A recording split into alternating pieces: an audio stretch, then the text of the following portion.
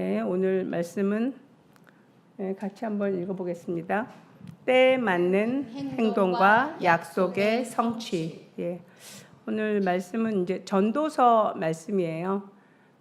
내용은 이제 요셉에 대한 내용인데 어떤 때와 시기에 따라서 적절한 행동을 한 요셉의 삶을 보면서 우리가 어떻게 우리의 삶을 또 살아내고 또 우리 주 하나님께서 우리에게 약속하신 그 약속을 삶 가운데서 어떻게 풀어낼 것인지 그 부분에 대한 것을 같이 보겠습니다. 전도 3장 11절 좀 길어서 11절 먼저 같이 한번 읽을게요. 시작. 하나님은 모든 것이 제때에 알맞게 일어나도록 만드셨다. 더욱이 하나님은 사람들에게 과거와 미래를 생각하는 감각을 주셨다. 그러나 사람은 하나님이 하신 일을 처음부터 끝까지 다 깨닫지는 못하게 하셨다. 예, 그 다음 보여주시면 됐습니다. 예, 전도서 이 3장 1절을 좀 제가 읽어드리면 1절에는 모든 일엔 다 때가 있다. 세상에서 일어나는 일마다 알맞은 때가 있다. 또 태어날 때가 있고 죽을 때가 있다. 심을 때가 있고 뽑을 때가 있다. 이렇게 쭉 이제 말씀이 나오다가 11절에 그러시면서 하나님은 모든 것이 제때란 말을 하시거든요. 제때에 알맞게 일어나도록 만드셨다. 이렇게 말씀하세요. 그리고 하나님께서 어떤 일이 일어나도록 하나님이 만드시고 사람은 이제 개역개정에는 이 부분이 뭐라고 나와 있냐면 영원을 사모하는 마음을 주셨다라고 표현을 하는데 이걸 이제 세번역에서는 하나님이 사람들에게 과거와 미래를 생각하는 그런 감각을 주셨다 이렇게 말씀하세요. 굉장히 다르죠. 과거와 미래를. 근데 이 단어가 올람이라는 단어인데 이 이제 영원으로 해석했던 단어가 근데 이 올람이라는 단어 자체가 그러니까 아주 긴 기간을 의미를 해요. 영원이라는 그런 기간도 할 수 있고 아주 먼 과거나 아주 먼 미래도 다 생각할 수 있는 그런 의미를 포함하는 단어라서 그렇게 영원을 사모하는 마음이라고 생각해도 되지만 과거와 먼 미래를 그러니까 우리의 과거와 인생의 미래를 생각하는 그런 감각을 우리에게 주셨다고 했어요. 우리 내면의 어떤 감각이에요. 예를 들어서 지금 뭘 해야 될 것 같은데 뭐 이런 느낌 받을 때 있죠. 제가 이제 최근에 계속 이제 야생화 농장을 운영을 하면서 이제 만들어 가면서 느끼는 건데 옥수수를 심었는데 지금 얼마 안 됐는데 막 50cm, 60cm 컸어요. 그리고 대가 이렇게 실파처럼 가늘었던 게 대가 이만해졌어요. 지름이 거의 3cm 이상 그렇게 굵어졌어요. 얼마 안 지나서. 근데 옥수수라는 건 이제 제가 키우는 목적은 닭사료를 대기 위해서입니다. 닭사료가 생각보다 굉장히 비싸고 또 많이 먹어요. 새 포대를 하나 헐면 20kg짜리가 3, 4일을 못 가요. 30마리가. 근데 제가 그래서 너무 먹어서 이렇게 찾아보니까 예상되는 소비보다 더 많이 소비가 되고 있는데 제 생각에는 쥐들이 훔쳐먹는 게 아닐까. 밑에 막 구멍이 있는데 그것도 막 알아봤어요. 그랬더니 쥐들이 훔쳐먹을 게 상당히 아무튼 의심이 돼요. 한 20%는 걔네들이 먹지 않을까.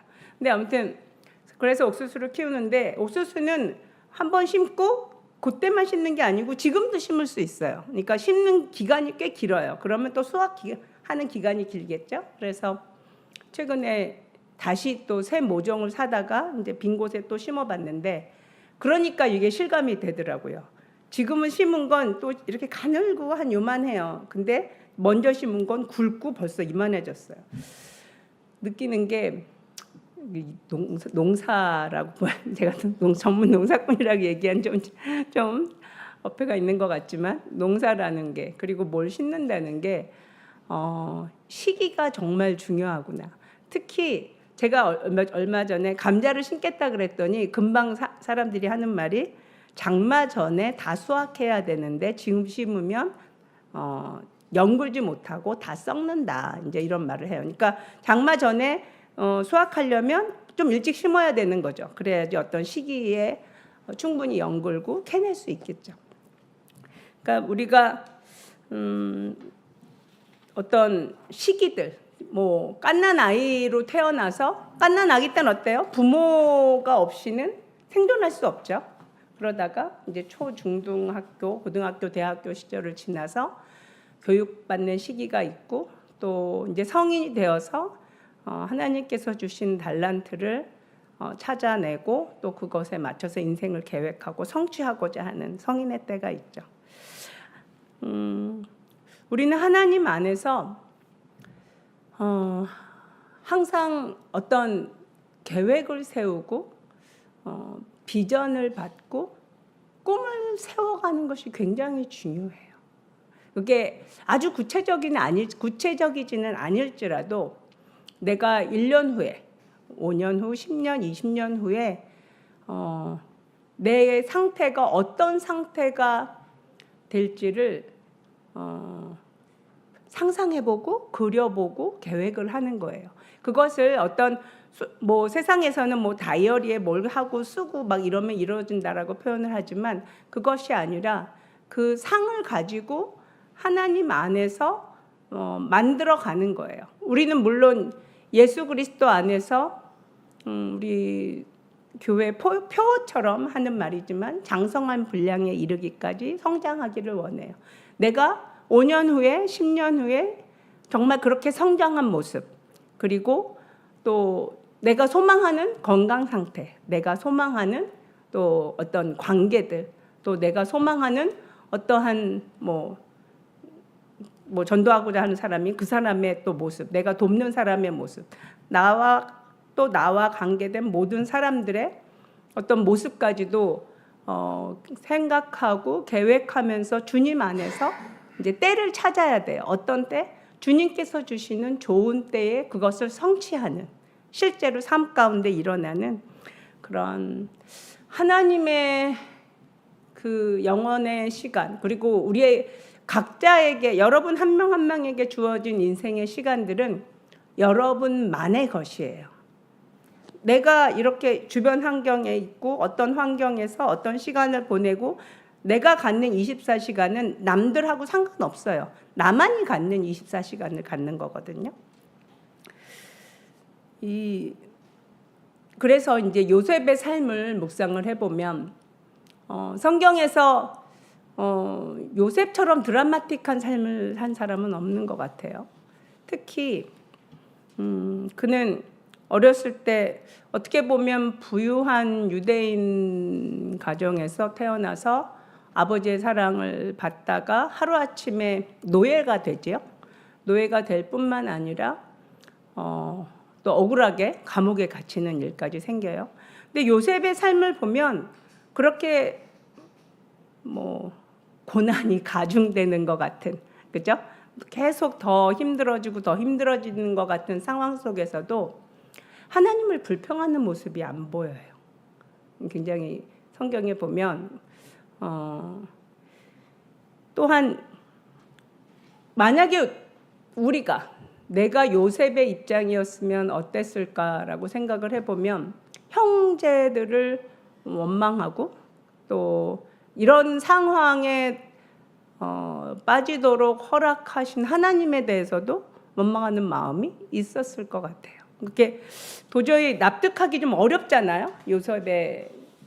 요셉이 한 거라고는 꿈을 좀 잘못 꿔가지고 꿈 얘기를 좀 하고 또 하지만 그 꿈이 어땠냐면 그에게는 어떤 비전인 거죠. 하나님께서 자신을 위대하고 어떤 영광스러운 위치에 두실 거라는 비전을 품게 된 거예요. 우리도 요셉처럼 어렸을 때 하나님이 직접 주시는 꿈이 아니지만 우리는 하나님의 말씀으로 받은 아주 확고한 비전이 있어요. 우리의 비전은 뭐냐면 하나님의 유업을 받는 영광스러운 후사라는 거예요. 그거보다 더 큰 비전이 없거든요. 하늘의 영원한 것. 그러니까 하나님의 시간이라는 건요. 중력이 존재하기 때문에 이 지구상에만 있는 거예요. 이 지구에 중력이 있고 중력이 있는 별에서는 이 시간이라는 게 존재해요. 그렇지만 하나님 안에는 시간이 없잖아요. 그냥 영원이잖아요.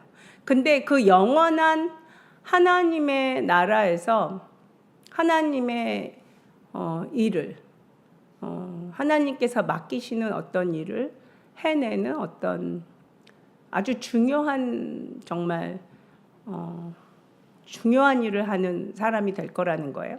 그게 우리의 예수 그리스도를 믿는 모든 자에게 주어지는 엄청난 비전이거든요. 우리는 그 비전이 우리 안에 이렇게 가슴 뛰는 비전으로 요셉보다 더 강하게 심겨져 있어야 돼요.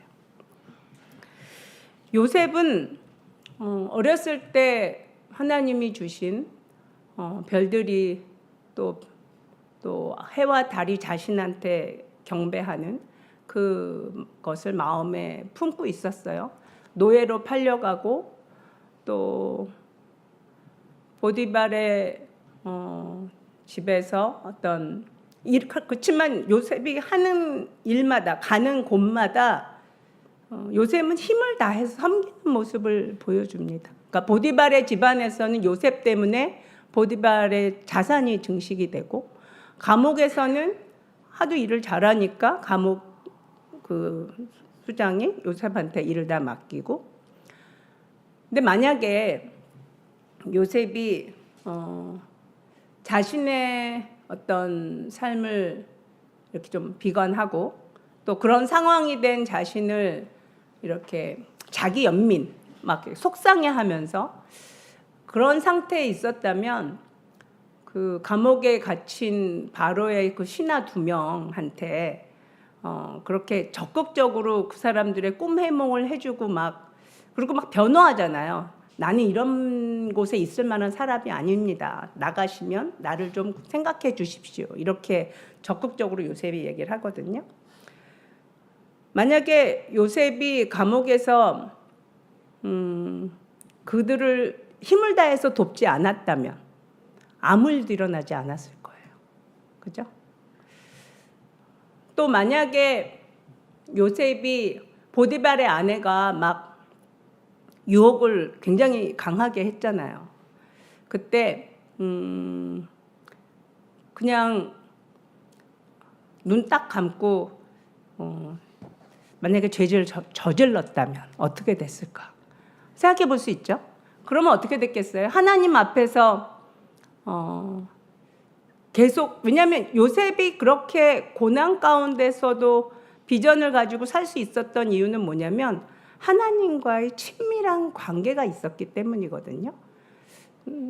꿈 해몽도 주님께서 가르쳐 주시고 계속해서 하나님과의 친밀한 관계가 있었기 때문에 그 힘으로 저는 요셉이 버텼을 거라고 생각을 해요.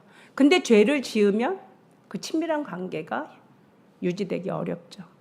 그러니까 요셉에게 있어서 제일 정말 훌륭한 건 뭐냐면 그 보디발의 아내한테 했던 말이에요. 그러니까 하나님 앞에서 내가 죄를 지을 수 없습니다. 내가 어떻게 하나님 앞에 득죄하리요? 이렇게 얘기한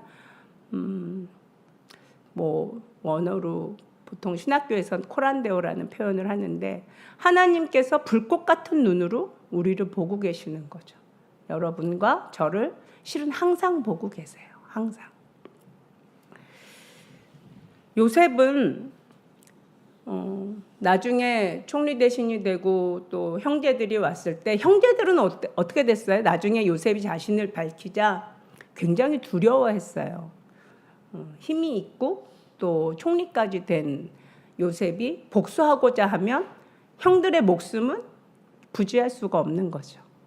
근데 오히려 요셉은 형들을 위로하죠. 위로하고 안심시키고 이 일이 누구로부터 왔다라고 얘기해요? 하나님으로부터 왔다고 얘기해요. 그게 요셉이 진실로 생각하고 믿는 일이에요. 하루아침에 몸이 팔린 거잖아요. 자유를 구속받는 노예가 된 거거든요. 여러분하고 상황을 바꿔서 생각해 보세요. 지금 이렇게 자유롭게 살다가 누군가의 종이 되어서 완전히 사는 게 달라지고 먹는 게 달라지고 일하는 게 달라지고 완전 낯선 환경에서 정말 노예의 신분으로 그렇게 전락해서 살면서 너무나 많은 오해와 고초를 겪으면서 살았던 요셉의 입에서 이 일이 하나님으로 말미암았다라고 얘기를 해요. 그것이 그의 믿음인 거죠. 그럼 그렇다면 요셉의 그러한 태도, 요셉이 하나님 앞에서 정말 하나님이 나를 보고 계신다는 그 믿음과 그리고 하나님 앞에서 그 모든 주어지는 그 요셉이 바로의 신하들의 꿈의 해몽을 하면서 장차 일어날 일을 예측할 수 있었을까요? 못했을 거예요. 그건 뭐죠? 오늘 내게 일어나는 작은 일들을 근데 주로 다 뭐였어요? 다른 사람을 돕는 일이었어요. 보디발의 자산을 풍족하게 만들고 간수장을 열심히 돕고 그 다음에 바로 같이 동료가 된 죄수가 된 감옥에 머무는 그 신하들을 힘을 다해서 자신의 달란트를 다 사용해서 기도하면 그거 그냥 했겠어요? 기도하면서 당연히 하나님한테 여쭤보고 했을 거예요. 그렇게 도우면서 그들을 도우면서 최선을 다한 삶을 산 거죠. 작은 일에 충성한 거예요. 그렇게 했을 때 그 다음 일은 하나님이 하시는 거죠. 그 다음 일은. 요셉이 고백을 해요. 그러니까 이 일은 하나님으로 말미암았고 하나님께서 이 일을 하신 이유는 저를 통해서 이스라엘을 구원하기 위함입니다. 이때를 위함입니다. 그러니까 요셉은 가는 곳마다 부요함을 가져왔어요. 형통함을 가져왔어요. 결국은 요셉 한 사람 때문에 이집트가 부요하게 되는 거죠. 이집트라는 그 나라 전체가 7년의 그 빈곤기를 대비할 수 있게 했으니까. 그리고 땅을 계속 사잖아요. 전부 바로의 것이 되게 만들거든요. 그러니까 요셉은 타이밍을 기가 막히게 잡은 거예요. 그 시대에 어떤 흐름이 있었고 또 하나님의 계획이 있었는데 그 계획들을 아주 잘 잡은 거예요. 근데 그 잡을 수 있었던 이유는 뭐냐면 첫 번째가 하나님과의 친밀한 관계. 불평하지 않는 거, 작은 일에 충성을 다하는 거, 그 다음에 주변 사람들을 힘을 다해서 돕는 거. 자신의 가진 모든 것을 가지고 도왔어요. 우리는 보통 특히 이제 돈 문제, 돈이 없어서 힘들 때가 되게 많죠. 저도 당연히 그런 적 많습니다. 저는 돈만 있으면 농장을 짠짠 하고 유리온실로 촥 올리고 유리온실도 2겹을 하고 싶어요. 왜냐하면 냉방 이런 것 때문에 한 겹만 하면 냉난방이 문제가 되더라고요. 요새 뭐 별머리를 다 써요. 뭐 지하로 파가지고 지하에다 할까 뭐 하여튼. 근데 왜 이렇게 돈이 많이 드는지 모르겠어요. 근데 아무튼 돈 문제 생각을 할 때 우리 어떤 거 생각해? 여러분 그런 생각 안 해봤어요? 로또를 사야 돼. 로또를 사서 1등이 당첨이 되면 그 돈으로 일부는 뭐 하고 일부는 뭐 하고. 근데 로또도 사봤어요. 이제 하나 고백하는 말이지만, 그러니까 하나님께서 이거 어떤 일을 또 뭐 갑자기 통장에 막 억 단위로 막 뭐가 숫자가 막 찍혀 있어. 뭐 이런 거 여러분 그런 상상 안 해봤어요? 저는 별 상상을 다 합니다. 어느 날 통장을 딱 열었는데 갑자기 왜 이렇게 0이 많지? 이런 생각도 해보고. 근데 하나님께서 그렇게 일 하십니까? 안 하세요. 요셉의 삶을 보면 알지만 삶 가운데서 일하세요. 주변의 모든 우리와 관계된 모든 것들을 다 가지고 일하세요. 우리도 요셉처럼 성공할 수 있어요. 그걸 볼 수 있는 눈을 키워야 돼요. 시대를 읽고 또 내게 주어진 환경 가운데서 내가 해야 될 것들을 해야 되는 거죠.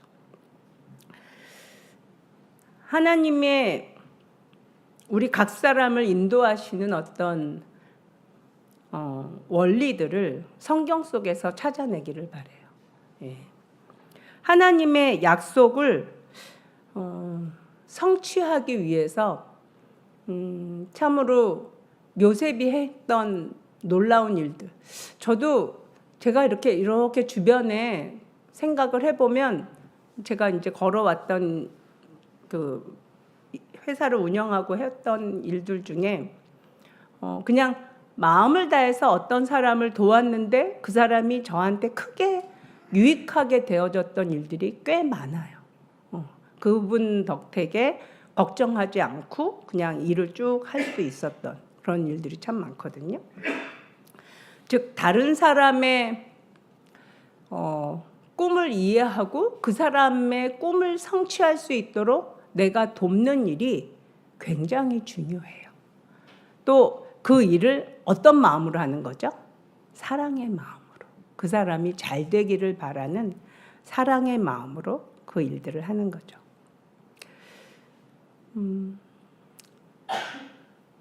시련과 어떤 고난의 시간을 거치는 일은 누구나 다 싫어요. 그리고 많이 힘듭니다. 요셉이 굉장히 힘들었을 거예요. 그리고 우리도 지금 힘든 시간을 보내고 있는 분도 있고 또 과거에 몹시 힘든 시간을 보내신 분도 있을 거고 또 앞으로 힘든 시간을 거쳐야 될지도 몰라요. 하지만 그 모든 시간들은 그 모든 어떤 고난과 고통들은 제가 과거에 설교에서도 자주 말씀드렸지만 전부 다 우리를 완전하게 합니다. 예. 누굴 닮게 하는 거죠? 예수님을 닮게 하는 거예요. 뭘 만들려고? 후사가 되려고. 통치할 수 있는 하나님의 유업을 얻을 만하고 다스릴 만한 온전한 자를 만들려고 하는 거예요. 하나님하고 친해지려면 하나님하고 수준이 비슷해야 돼. 그거 되게 어려운 거죠. 하지만 우리가 우리 자신을 그렇게 못 만드는데 그걸 정말 갈망하는 분이 누구세요? 하나님이세요. 하나님께서 그걸 원하세요. 저는 젊은 시절에 지금 이제 제가 60이 됐잖아요. 그러니까 이제 젊은 시절이라고 말해도 돼. 20대, 30대의 젊은 시절부터 저는 노년을 대비해서 의상을 많이 만들었어요. 그러니까 한 벌 만들면 되는데 두 벌, 세 벌 만들었어요. 왜냐하면 노년에는 지금처럼 일하면서는 못 살리라. 왜냐하면 의상 제작이 되게 힘들어요. 그거를 계속 노년까지 할 자신은 없었어요. 그래서 대여업을 해야겠다. 그러려면 옷이 많아야죠. 그래서 계속 그때부터 준비를 한 거예요. 그래서 지금 수천 벌의 의상을 보유하게 되었는데 뭔가를 준비를 해야 돼요. 그러니까 우리가 할 수 있는 건강한 이런 표현이 여러분한테 너무 세속적으로 들리지 않기를 바라는데 재정의 파이프라인을 만들어야 돼요. 재정의 파이프라인. 저는 성경 보면서 주식에 대한 이야기가 있더라고요. 이 전도서 11장 1절에서 2절 말씀이거든요. 같이 한번 읽어보세요. 시작. 돈이 있으면 무역에 투자하여라. 여러 날 뒤에 너는 이윤을 남길 것이다. 이 세상에서 너가 무슨 재난을 만날지 모르니 투자할 때에는 7이나 8로 나누어 하여라. 이거 굉장히 중요해요. 성경 말씀이잖아요. 이거 비유를 하는 게 아니고요. 그냥 이대로 하세요. 7개나 8개로 나누어 하세요. 요즘 우리나라 주식, 우리나라만 그렇다는데요. 주식이 굉장히 호황인데 7개나 8개로 꼭 하세요. 저는 그냥 성경대로 하면 됩니다. 너무 하나에 몰빵하지 마시고 혹은 2개, 3개 하지 마시고 7개나 8개로 하십시오. 제가 조언해 드렸습니다. 무역이라는 건 오늘날에 보면 유통이죠. 물건을 사고 팔면서 이익이 생기는 건데 이거는 이익이 날 수밖에 없는 구조인가 봐요. 그래서 여기다 투자해라 이렇게 말씀을 하세요. 그렇지만 인생에서 가장 확실하고 최고의 좋은 투자는 뭐냐면 저는 이거라고 생각하거든요. 전도서 2장 26절을 보면 답이 나옵니다. 같이 한번 읽어볼까요? 시작. 하나님이 마음에 드는 사람에게는 슬기와 지식과 기쁨을 주시고 눈밖에 난 죄인에게는 모아서 쌓는 수고를 시켜서 그 모은 재산을 하나님 마음에 드는 사람에게 주시니 죄인의 수고도 헛되어서 바람을 잡으려는 것과 같다. 아멘. 그렇다면 어떻게 해야 되나요? 최고의 투자는 하나님의 마음에 드는 사람이 되는 거예요. 이게 최고예요. 그러니까 하나님의 마음에 드는 사람, 하나님의 마음에 드는 사람. 그러면 하나님께서 이 말씀대로 주신대요. 죄인이 모은 재산을 하나님의 마음에 드는 사람한테 옮겨주신다고 하십니다. 정말 우리는 우리의 삶을, 우리의 인생을 내가 5년 후에, 10년 후에, 20년 후에 나의 건강 상태는 어떻게 해야 될지, 나의 인간관계는 어떤 모습이어야 될지, 나의 재정 상태는 어떻게 해야 될지, 이 모든 것들, 그리고 내가 돕고 있는 어떤 사람, 또 내가 기도하고 있는, 중보하고 있는 어떤 분은 어떤 미래의 상을 가져야 될지, 그것들을 생각하면서 그 타이밍을 생각하고 해야 될 말들, 뭐 여러 가지로 아무튼 생각하면서 해볼 수 있어요. 하나님은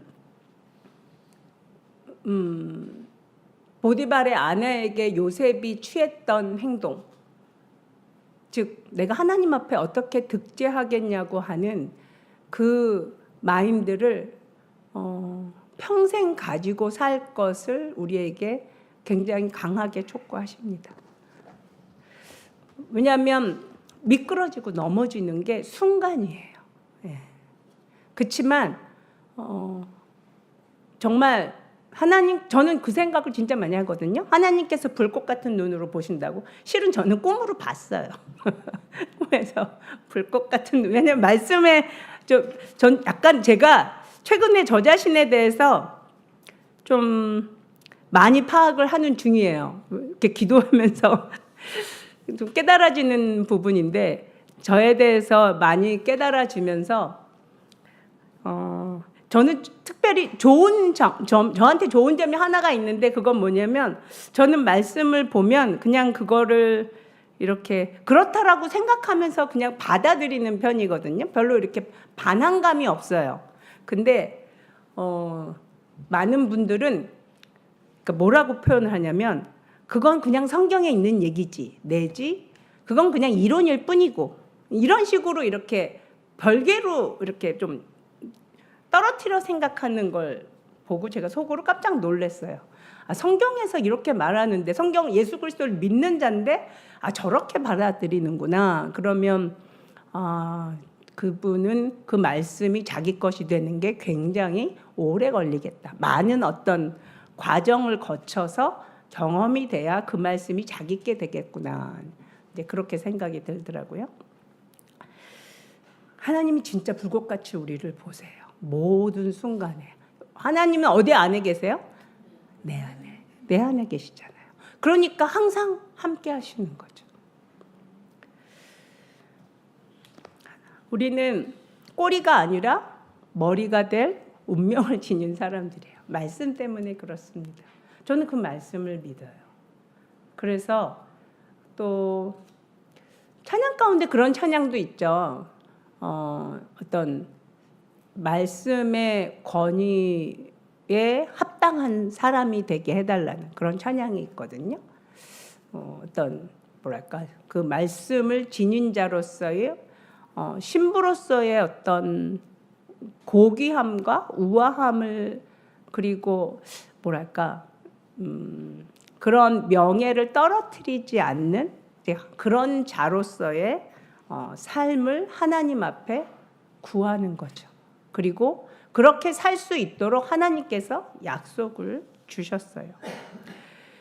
요셉은 끊임없이 부요함을 흘려보냈습니다. 감옥에서, 보디발의 집에서, 또 이집트에서, 그리고 이스라엘 나라 전체를 구하고 번성케 하고, 만약에 요셉이 보디발의 아내에게 유혹에 넘어가서 죄를 졌다면, 제가 그렇게 상상을 해보니까 어떻게 파노라마가 펼쳐지냐면, 첫 번째 파노라마는 상상은 그러니까 하나님께서 다른 자를 또 찾아야 됐을지도 모르겠다. 요셉이 아니라. 두 번째는 다윗의 경우가 생각이 들더라고요. 다윗이 우리의 아내를 범하는 죄를 짓고 또 자신을 믿고 충성하는, 그리고 뿐만 아니라 하나님께 충성하는 우리아를 죽였을 때 다윗은 어떤 고난을 겪죠? 밧세바의 사이에서 난 자녀가 죽었죠. 그렇지만 그럼에도 불구하고 그가 회개하고 돌이켰을 때 하나님께서 다윗을 다시 받아들여 주세요. 동일하게 요셉은 그렇게 하지 않았어요. 요셉은 득죄하지는 않았고, 또 그로 말미암아 굉장히 험난한 시간을 어떻게 보면 굉장히 단축시켰을 거라고 생각이 들어요. 요셉은 굉장히 스피디하게 빠른 시간 안에 이게 쭉 흘러가요. 그 고난의 시간들이.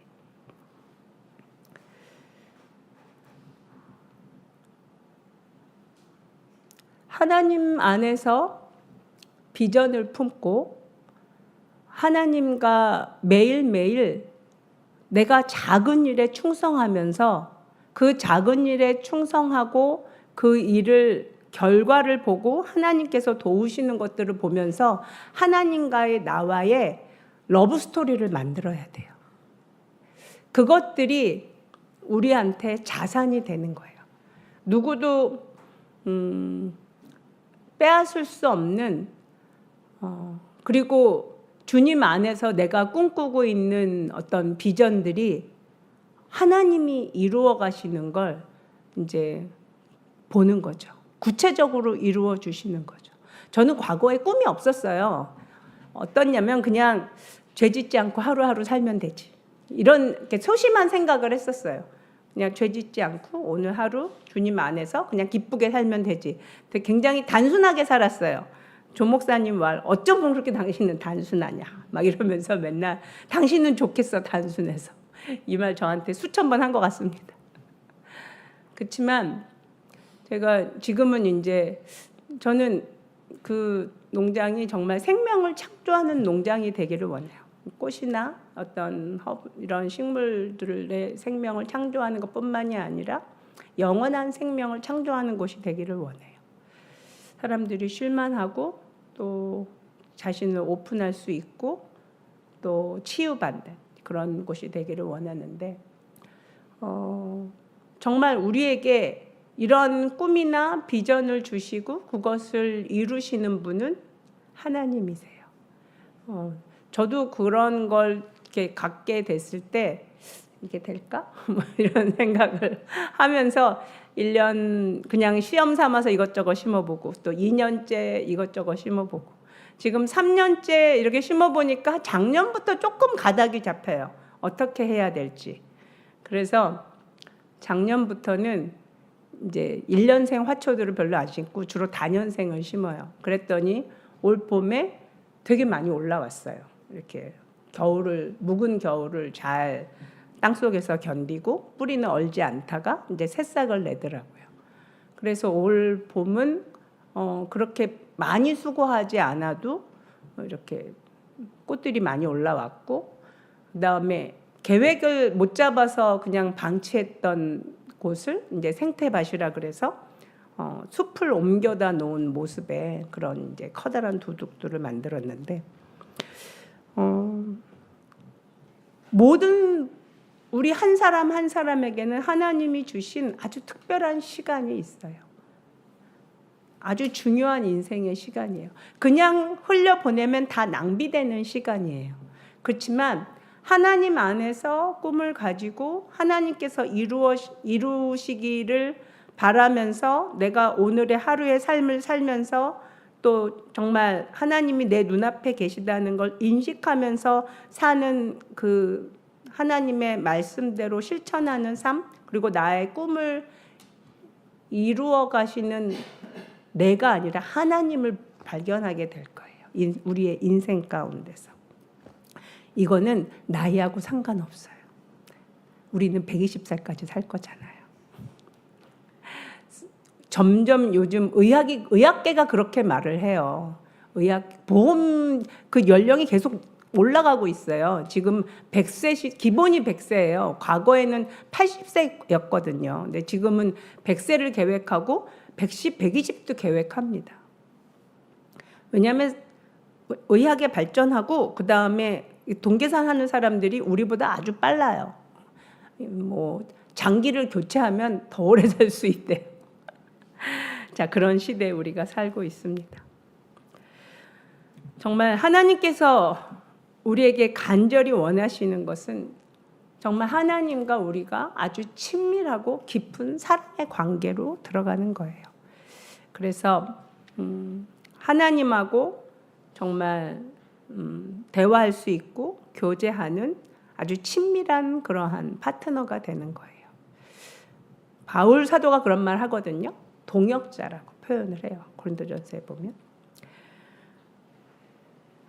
우리가 한번 스스로를 돌아보는 거예요. 여러분 자신에 대해서 만족하십니까? 아니면 여러분 주변, 여러분 특히 가족이 여러분에 대해서 만족하고 존경하십니까?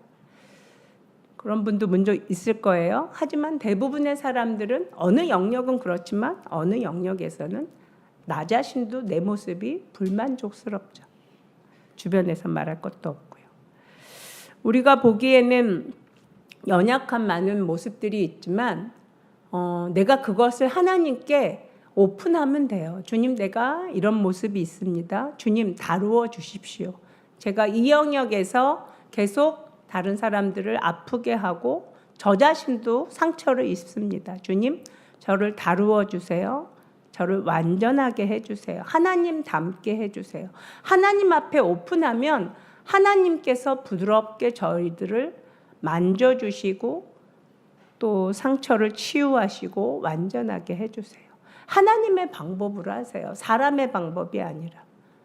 하나님의 방법이 아닐 경우에는 우리가 어떤 빌미를 제공하고 악한 사단이 인생의 시간들을 빼앗아 가고 사건, 사고가 생기고 굉장히 힘든 인생의 시간을 보낼 수 있어요. 하지만 하나님께 맡기면 하나님께서 정말 완전하게 우리를 이끌어 주세요. 그래서 정말 하나님이 허락해 주신 너무나 소중한 우리 각각의 인생의 이 시간 속에서 우리에게 주어진 그 좋은 타이밍들, 어떤 기회들을 하나도 놓치지 않았으면 좋겠어요.